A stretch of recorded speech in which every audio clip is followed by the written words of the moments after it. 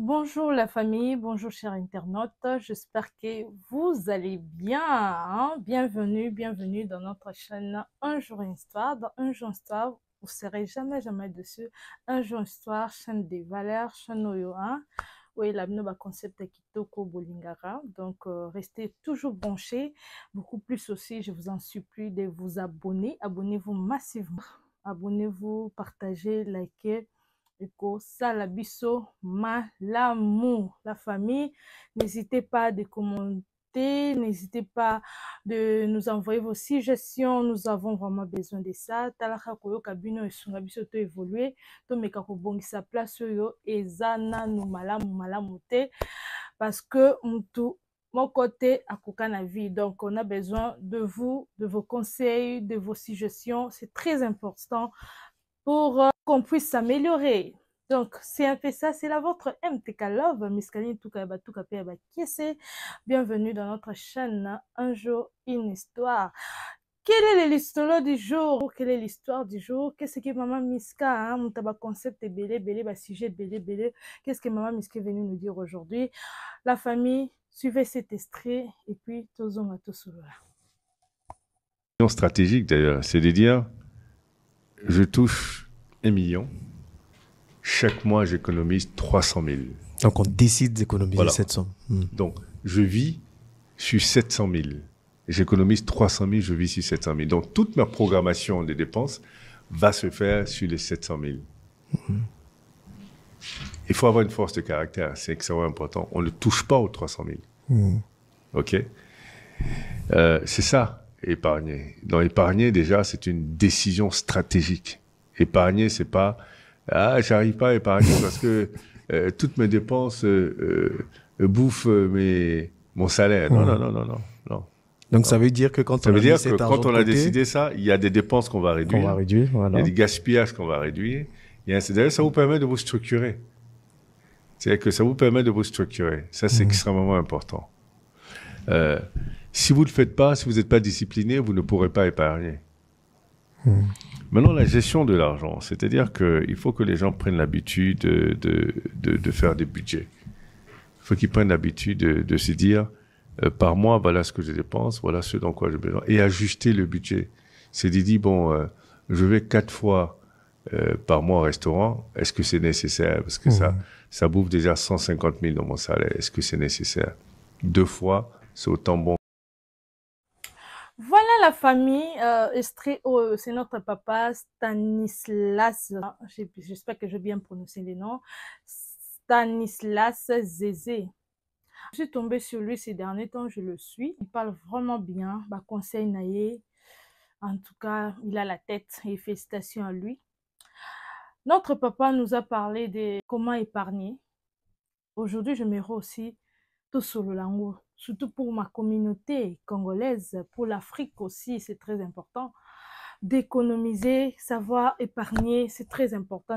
Chaque fin du mois, tu auras une émission uniquement pour la fin du mois, pour la booster Bandeko, parce que même moi là, ce n'est pas facile. Tout ça, la berre rebelle parce que tu es bakobo mambongote, tout ça, la berre rebelle parce que tu es biko économiser, nous ne savons pas épargner. Nestre, oh, j'espère, batali français, bah, vous comprenez, vous comprendre qu'est-ce que Maman Miska ou notre papa a fait si conseil nini pe alobi nini. La famille, kobomba mbongo, c'est très important. Parce que lobi na biso toyeba te. Tozo sala, so tozo sala pona ko multiplier mbongo te, ça sert à rien.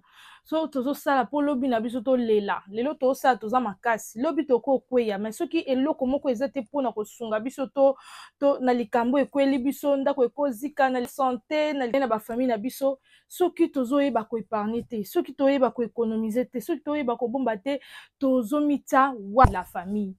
Au travail au simba moi 10 francs mais au koka ko épargner te émission lelo eza pona yo ya kande ko solola papa na biso ebisi biso pona ko épargner il faut zala vraiment mutu moko penza ko otiki ba aventure otiki ba n'importe quoi otiki makambo nyonso. Et cette décision moko pas facile parce que nous savons quand tu gagnes de l'argent oye bakana zu ona sa elambala moko oui eza tozana bizeli wana surtout nous les Congolais ambiance tango zui décision ya ko épargner bande konanga il faut ko zala strict non na yo moko. Il faut zala strict na ba décision na yo. Il faut zala strict parce que ce que za strict te ba ko sengo mbongo na Congo okopesa. Eloko boye bimi okosomba. Ambiance ba anniversaire il faut vraiment ozala strict. Ozala strict, c'est très important. Tant on a le bakozala strict ni koloba nini. Donc otiki makambo nyonso. Ozui responsabilité na yo aussi décider quand tu as décidé d'épargner. La famille, ezo senga vraiment ozala strict, ezo senga ozala discipliné. Parce que si oza discipliné te, okoko épargner te, okoko buma mbongo te. Donc, ba biloko bande ko sala, ba ambiance, ba gaspillage, il faut déjà tika yango. Eza décision moko bana mikete, eza décision moko ya facilité. Tant ozui décision ko épargner, na yebisa ki bino na émission mo na salaki, il faut ko bloquer mbongo na yo. Ba banquier na biso basungaka biso. Ok na epa banquier na yo, akosungu ya ko bloquer mbongo. Mais tant mbongo na yo eza na facilité ya ko zwa, oza na facilité ko simba yango. Et puis balikelemba o to bengaka. Ekoma wana bandeko nanga. Likelemba pe sungaka biso. Je sais que likelemba c'est pas facile ko sa likelemba. Mais sala ngo mingi na ba salarié na kati ya musala.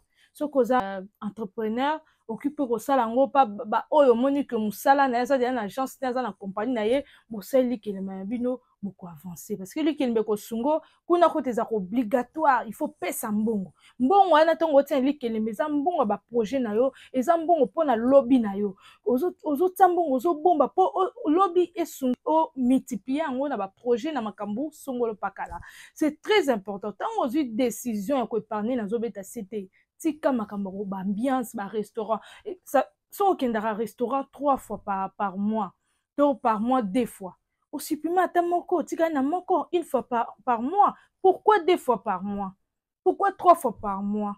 To yebi que tant aux épargner il y a discipline ba makambo bande ko sala bilambe bimi il faut so ba dépenses inutiles il faut tika papa surtout ba papa ozo ba engagement na gauche na droite bino mutu bozanga mbongo te ozana mwasi no na bana mais ofutelaka mutu musu ndako salaka boye ofutelaka baleki bana kasi tout ça biso pe ba mama na ba papa to yeba que soko ozui décision ya ko épargner eza na bizalelu oyo bande ko sala avant il faut otika ba dépense ba gaspillage makambo inutile il faut otika. C'est très important message na elaki bino bande ko nanga lelo ya ko épargner de ko nanga.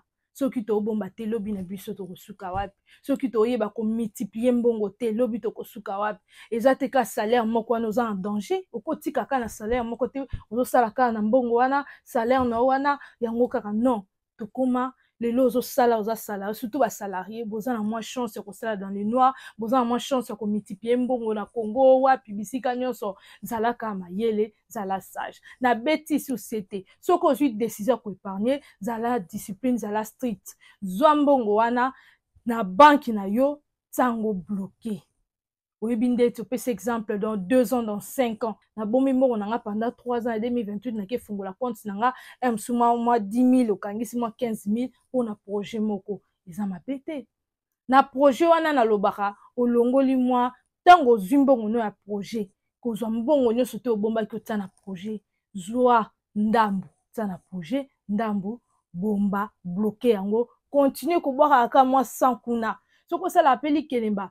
Sala système wana ozoboma mbongo wana ozotia likelemba ndambu ya projet ndambu oyo ko bomba ekende place oyo bomba mbongo na yo ya pona kosunga lobby okazu entrepreneuriat pe c'est pas facile et marché te mbongo wana ekosunga na makambo susu. La famille c'est très important. Message na yela ki biso lelo toyeba ko bomba mbongo toyeba ko épargner tozala na discipline totika ba gaspillage. C'est très important. La famille c'est la vôtre MTK Love. J'espère que vous avez un message Yalilo. Bon, s'abonner, abonnez-vous massivement, partagez, likez. Vous serez jamais dessus avec la vôtre MTK Love. Je vous aime beaucoup. On se voit à la prochaine. Bisous, bye bye.